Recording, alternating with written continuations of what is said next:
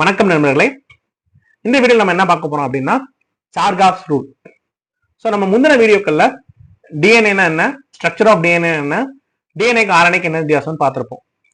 இந்த வீடியோல நம்ம என்ன பார்க்க போறோம், how DNA double helix is formed.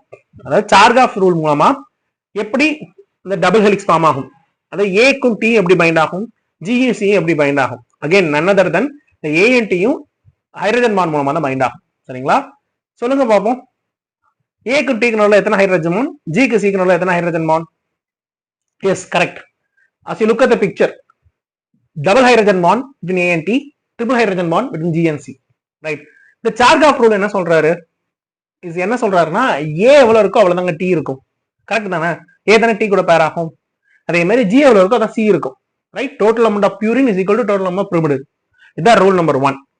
Coming to rule number 2, A plus T is not equal to G plus C. Correct. ஏன்னா எவ்வளவு ஏடி இருக்கணும் அவ்வளவு ஜிசி இருக்கணும் அவசியம் இல்லை.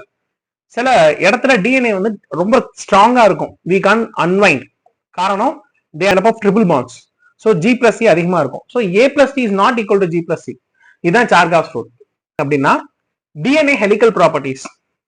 so டிஎன்ஏ ஹெலிக்கல் ப்ராப்பர்ட்டிஸ் இருக்கு அப்படின்னா, so DNA is made up of double helix நமக்கு தெரியும்.